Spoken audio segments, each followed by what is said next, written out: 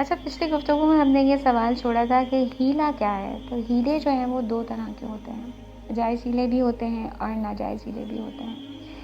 جائز ہیلا وہ ہوتا ہے جو کسی امر شرعی کو حاصل کرنے کے لیے کیا جاتا ہے، اور ناجائز ہیلا وہ ہوتا ہے جو کسی حکم شرعی کو باطل کرنے کے لیے کیا جاتا ہے. جائز ہیلے کی مثالیں قرآن میں موجود ہیں، جیسے حضرت ایوب علیہ السلام نے قسم کھا لی تھی کہ اپنی بیوی کو میں 100 کوڑے ماروں گا، حالانکہ بیوی ان کی وفادار خدمت گزار تھی. تو اللہ تبارک و تعالیٰ نے سورہ مبارکہ صاد کی 44ویں آیت میں فرمایا، بسم اللہ الرحمن الرحیم، وَخُذْ بِيَدِكَ ضِغْثًا فَاضْرِب بِهِ وَلَا تَحْنَثْ، کہ آپ اپنے ہاتھ میں 100 تنکوں کی ایک جھاڑو لے لیں اور ایک بار جھاڑو مار دیں تو آپ کی قسم جو ہے وہ پوری ہو جائے گی. اچھا، اب یہاں پر ایک امر شرعی مطلوب تھا کہ جب آپ قسم کھا لیتے ہیں تو قسم کو پورا کرنا چاہیے. اب اگر وہ قسم پوری کرتے تو بیوی کو تکلیف اذیت ہونی تھی، تو اس سے بچنے کے لیے خود پروردگار عالم نے ان کو یہ ہیلا دکھا دیا، تو یہ جائز ہیلا ہے. اسی طرح ایک اور مثال یہ بھی ہے کہ جب حضرت یوسف علیہ السلام اپنے بھائی بنیامین کو اپنے پاس رکھنا چاہتے تھے اور یہ ظاہر بھی نہیں کرنا چاہتے تھے اپنے دوسرے بھائیوں پر کہ میں آپ کا بھائی ہوں، تو انہوں نے اس کے لیے جو ترکیب سوچی وہ یہ تھی کہ ایک شاہی پیالہ جو تھا وہ بنیامین کے بورے میں چھپا دیا اور بعد میں اعلان کروا دیا کہ جی ہمارا پیالہ جو ہے وہ چوری ہو گیا ہے. مختصر یہ کہ پیالہ بنیامین کے بورے سے نکل آیا تو وہاں کے قانون کے مطابق انہوں نے بنیامین کو اپنے پاس رکھ لیا. سورہ یوسف کی 76ویں آیت میں کہہ رہے ہیں نا پروردگار بسم اللہ الرحمن الرحیم کذالک کدنا لیوسف، اسی طرح ہم نے یوسف کے لیے ایک مخفی اور دقیق تدبیر پیدا کر دی، یعنی اللہ نے ان کو سپورٹ دی ایک جائز امر کے لیے، یعنی بھائی بھائی سے ملنا چاہتا تھا، اس کے حصول کے لیے اس کو ہیلا بنایا گیا. اچھا، ناجائز ہیلے کی مثال بھی قرآن کے اندر موجود ہے کہ وہ بنی اسرائیل کی ایک قوم تھی جو دریا کے کنارے پر رہا کرتی تھی اور ہفتے کے دن ان کو شکار کی سختی سے ممانعت تھی، اور ہفتے ہی کے دن مچھلیاں جو ہیں وہ بڑے زور و شور سے نکل کر آیا کرتی تھیں. تو انہوں نے مچھلیوں کو اس دن شکار کرنے کے لیے ہیلا بنایا کہ سائڈ پر ایک تالاب یا حوض بنا دیا اور وہاں سے کچی نالیاں کھود دیں تاکہ ہفتے والے دن جب مچھلیاں اوپر آئیں تو وہ نالیوں کے ذریعے حوض میں جمع ہو جائیں. تو یہ انہوں نے پریکٹیکلی تو مچھلی نہیں پکڑی لیکن ہیلا کر کے انہیں اپنی گرفت میں لے کر چھوٹے تالاب میں لے آئے. یہ ناجائز ہیلا تھا جو اللہ تبارک و تعالیٰ کے حکم کو پامال کرنے کے لیے تھا کہ چونکہ ہفتے والے دن عبادت کرنی ہے، کاروبار نہیں کرنا ہے، لیکن انہوں نے ناجائز ہیلا جو ہے وہ اختیار کیا. اچھا، آگے بڑھتے ہیں اس دعا میں. اب دیکھیے اس دعا میں لا تعذبنی سے جب ہم شروع کرتے ہیں اور پھر یہاں پر پہنچتے ہیں خرجان قدرتک، پھر اس کے بعد یہ حکم ہے کہ یا ربی یا ربی یا ربی یا ربی کو اتنا انسان تکرار کرے، اتنا تکرار کرے کہ سانس ٹوٹ جائے. ایک سانس میں یعنی جتنی بار تکرار کر سکتا ہے کرے. اب یہاں پر علماء نے مختلف وجوہات جو ہیں وہ بیان کی ہیں. یعنی پروردگار تیری ذات ایسی ہے جو بظاہر سمجھ میں آتا ہے کہ جہاں تک ہماری سانس نہیں ٹوٹے گی، جب تک ہماری سانس نہیں ٹوٹے گی ہم تجھے یا ربی یا ربی یا ربی کہہ کر پکارتے رہیں گے. یا یہ ایک فلسفہ ہو سکتا ہے اس میں کہ رب کا مطلب یہ ہوتا ہے کہ جو پالتا ہے، پوستا ہے، پروان چڑھاتا ہے. تو بندہ جب کہتا ہے یا ربی یعنی میرے پروردگار تو مجھے پروان چڑھا رہا ہے، تو اپنے لطف و کرم سے مجھ پر مہربانی کر رہا ہے، میری نگہبانی کر رہا ہے، لہٰذا کیونکہ میں تیرا محتاج ہوں اس لیے میرے ساتھ مکر نہ کیجیے، کوئی ہیلا نہ کیجیے. کیوں؟ خیر اگر تیرے پاس ہے تو وہ صرف تیرے ہی پاس ہے. ٹھیک. پھر آگے امام فرما رہے ہیں بکا عرفتک وانت دللتنی علیک. اب دیکھیے یہاں پر توحید کا درس دے رہے ہیں امام. پروردگار میں نے تیرے ذریعے تجھے پہچانا ہے، ہاں اگر تو نہ ہوتا تو میں نہیں پہچان سکتا تھا. وَدَعَوْتَنِي إِلَيْكَ وَلَوْلَا أَنْتَ لَمْ أَدْرِ مَا أَنْتَ. اور پروردگار تو نے مجھے اپنے پاس آنے کی دعوت دی، یعنی میں جو یہ مناجات کر رہا ہوں، یہ جو گفتگو کر رہا ہوں، یہ تو نے مجھے پکارا ہے. کس وجہ سے پکارا ہے؟ جیسے دعاؤں میں ہمیں ملتا ہے کہ پروردگار تو اپنے صبر و تحمل اور برداشت کی وجہ سے گناہوں پر ہمیں چھوٹ دیتا ہے. یہ گناہ کیسے ہو رہے ہیں؟ اگر پروردگار کی اتنی طاقت ہے، حاضر و ناظر ہے، ہمارے ہر عمل کی نگرانی کر رہا ہے، اس کے باوجود گناہ کیسے ہو رہے ہیں؟ یہ جو پروردگار عالم ہے نا میرے عزیز، اس کا صبر، اس کی برداشت، اس کا علم، اس کا وقار اتنا زیادہ ہے، اتنا زیادہ ہے، اتنا رؤوف پروردگار ہے وہ، کہ وہ اپنے بندوں کو آخر تک چھوٹ دیتا ہے. یعنی امام فرمانے کے پروردگار اگر کوئی بندہ گناہ کرتا ہے تیری بارگاہ میں، تو اس وجہ سے نہیں کہ وہ گناہ گار بہت طاقتور ہے، نہ، بلکہ تیرا علم بہت زیادہ ہے.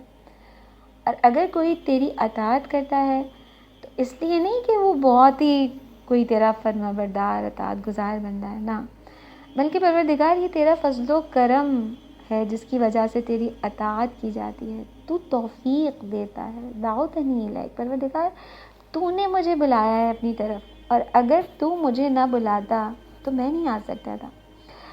اب دیکھیے اس کے بعد امام حمد خدا کو بجا لا رہے ہیں. کہاں سے گفتگو شروع کر رہے ہیں امام؟ یہ نہیں کہہ رہے خدایا تو نے مجھے ٹھنڈا پانی دیا، گرم چائے دی، افطار میں اتنا بڑا دسترخوان سجا دیا، انواع اقسام کے کھانے دے دیے، نرم بستر دے دیا، سونے کے لیے رات بنا دی. نہ، امام فرما رہے الحمد للہ الذی ادعوہ فیجیبنی. حمد اس خدا کی کہ جس کو میں پکارتا ہوں تو وہ جواب دیتا ہے. اور اس سے تھوڑی دیر پہلے میں نے ایک جملہ کہا تھا جس میں امام فرما رہے پروردگار یہ جو میں مناجات کر رہا ہوں، گفتگو کر رہا ہوں، یہ بھی تو نے مجھے پکارا ہے. اس پر مجھے مولانا روم کا ایک بہت ہی خوبصورت واقعہ یاد آ رہا ہے کہ دعا پر ہمیں اکساتا کون ہے. اب دیکھیے ہم یہ بھی نہیں کہہ سکتے کہ دعا ہم خود کرتے ہیں. جیسے مولانا روم نے ایک واقعہ ذکر کیا کہ ایک شخص تھا جو صبح و شام بہت دعا کیا کرتا تھا، راتوں کو اٹھتا، سحر کو اٹھتا، ساری رات دعا میں یا اللہ یا اللہ یا اللہ یا اللہ، سال ہا سال، 40 سال، 50 سال اللہ کو پکارتا رہا. ایک دن شیطان آیا اس کے پاس. اب دیکھیں طریقۂ واردات شیطان اس واقعے میں دیکھیں آپ کہ وسوسہ کس طرح سے پیدا کرتا ہے شیطان. کہا کتنی مدت ہو گئی یا اللہ یا اللہ یا اللہ کرتے ہوئے؟ اس نے کہا کہ عمر گزر گئی، یا اللہ یا اللہ یا اللہ کر رہا ہوں. کہا 40 سال ہو گئے. کہا کہ اچھا آج تک جواب آیا؟ کہا کہ نہیں. آج سوچ میں پڑ گیا واقعاً جواب تو آج تک نہیں آیا. اب دعا چھوڑ دی اس نے. اب دعا چھوڑ کر یہ سوچنا شروع کر دیا کہ واقعاً جواب تو آج تک نہیں آیا، آخر وجہ کیا ہے؟ 40 سال سے یا اللہ یا اللہ یا اللہ یا اللہ کر رہا ہوں، جواب نہیں آیا. کیوں جواب نہیں آیا؟ بس شیطان جو ہے وہ اتنا ہی کام کرتا ہے.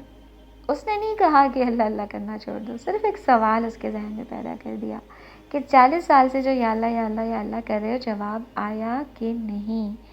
چھوڑ دیا ہے یا اللہ کرنا اس نے.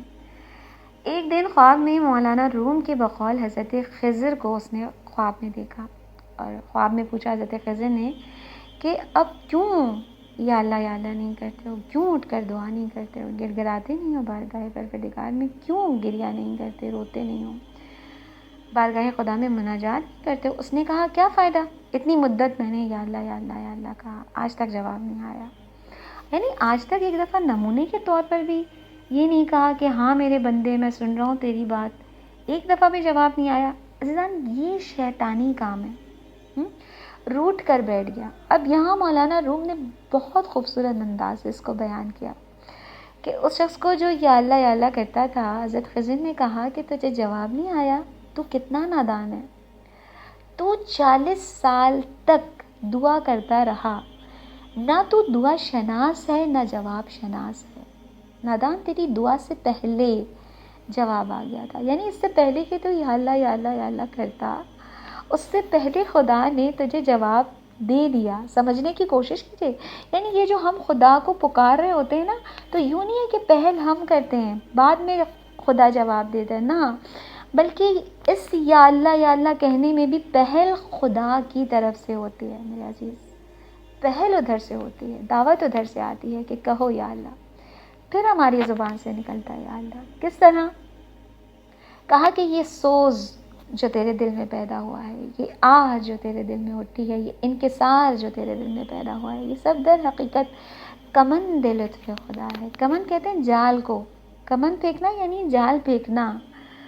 خدا کے لطف کا بھی جال ہے، کمند لطف خدا، جیسے پولیس جال پھینکتی ہے، پھنساتی ہے مجرم کو، یا کوئی اور آدمی کسی آدمی کو پھانسنا چاہتا ہے، پہلے نقشہ بناتا ہے، منصوبہ بناتا ہے، اس منصوبے کے تحت پھانستا ہے اس کو۔ عزیز من، خدا کے بھی منصوبے ہیں لطف کے۔ یعنی کیا؟ یعنی خدا نے اپنے لطف کی کمند پھینکی ہے مخلوق کے اوپر، یعنی پہلے لطف خدا آتا ہے ہماری طرف اور ہمارے دل میں سوچ پیدا کرتا ہے، پھر اس سوچ سے ہمارے دل سے یا اللہ نکلتا ہے۔ بس آپ بتائیں، ہم نے پہلے یا اللہ کیا، پہل لطف خدا آیا ہماری طرف، جس نے یا اللہ کروائی ہم سے، یقیناً پہل ادھر سے ہوئی۔ اگر خدا کی طرف سے یہ سوز دل پیدا نہ ہوتا، میری زبان سے کب نکلتا یا اللہ؟ شقی دل سے، قسی دل سے، شقاوت جس دل میں ہو، شقی دل سے تو کبھی یا اللہ نہیں نکلتا۔ اللہ کو پکارتا ہوا ہے جس دل میں انکسار آ جائے۔ یہ انکسار کون ڈالتا ہے؟ خود میں ڈالتی ہوں اپنے دل میں؟ نہیں، پہلے کمند لطف خدا آتا ہے جو شامل ہوتا ہے، پھر اس لطف خدا سے ہمارے دل میں ایک تڑپ اور ایک طلب پیدا ہوتی ہے، پھر ہماری زبان سے نکلتا ہے یا اللہ۔ اب بھی کوئی کہے کہ جواب نہیں آیا، جب وہ ذات خدا خود یا اللہ کہلوا رہی ہے، ابھی بھی گلا ہے کہ میں یا اللہ کہتی ہوں، جواب نہیں آتا۔ جیسے چھوٹے بچے ہوتے ہیں نا، جب بات کرنا شروع کرتے ہیں، بولنا شروع کرتے ہیں، 1 سال کے آگے پیچھے عمر میں، تو ماں باپ بیٹھ کر کہتے ہیں کہو پاپا، کہو ماما۔ اب وہ کہتے ہیں پاپا ماما۔ اب اگر وہ بچہ ناراض ہو جائے کہ جب میں ماما کہتا ہوں کوئی جواب نہیں دیتا، تو آپ یہی کہیں گی نا کہ نادان، آپ سے ماما کہلوایا کس نے ہے؟ ہم ہی نے تو چڑھایا ہے آپ کی زبان پر کہ کہو ماما، کہو پاپا۔ بلکہ آپ دیکھیں بچوں کی زبان پر جب ماما پاپا ہوتا ہے تو ان کو کہتے ہیں ایک دفعہ پھر کہو، پھر کہو، کہتے ہیں نا، کیونکہ اتنا اچھا لگتا ہے چھوٹے بچے کی زبان سے، خصوصاً جب نیا نیا بول رہا ہوتا ہے۔ ہاں، جب نافرمان ہو جائے، بڑا ہو جائے، سمجھدار ہو جائے، تو اکثر کہتے ہیں کہ مجھے نہیں کہو پاپا۔ ایک وقت ایسا بھی آتا ہے، ماں کہتی ہے مجھے نہیں کہو ماما، میں نہیں ہوں تمہاری ماں، ایک وقت ایسا بھی آ جاتا ہے۔ لیکن ایک دن ایسا بھی تھا کہ جب یہ چھوٹا تھا، جب اس نے زبان کھولی تھی اور اپنی طوطی زبان سے جب یہ کہتا تھا ماما، تو یہ کہتی تھی پھر کہو۔ وہ بیچارہ کہہ کہہ کر تھک جاتا تھا، یہ نہیں تھکتی تھی، ماں نہیں تھکتی، پھر کہتی ہے پھر کہو ماما، پھر کہو۔ اصل ماں کا جی چاہتا ہے کہ یہ سارا دن بیٹھ کر مجھے ماما ماما کہتا رہے، میں سنتی رہوں۔ ہوتا ہے یا نہیں ہوتا؟ یوں تو نہیں ہوتا نا کہ ایک دفعہ کہہ دیا ہاں بچے کہو کیا چاہیے، پراٹھا چاہیے، اچھا یہ لو پراٹھا۔ اب اگر پراٹھا دے دیا پھر تو وہ ماما نہیں کہے گا۔ تو بس یہ جو دعائیں ہیں، یہ جو آپ کرتی ہیں، آپ اور ہم کرتے ہیں یا اللہ یا اللہ، ان کا جواب کیا ہے؟ جواب یہی ہے کہ کہتے رہو، کہتے رہو، کہتے رہو۔ آپ کا یہ کہنا، بعض دہن ایسے ہیں کہ ان سے یا اللہ کہنا اللہ کو بہت پسند ہے۔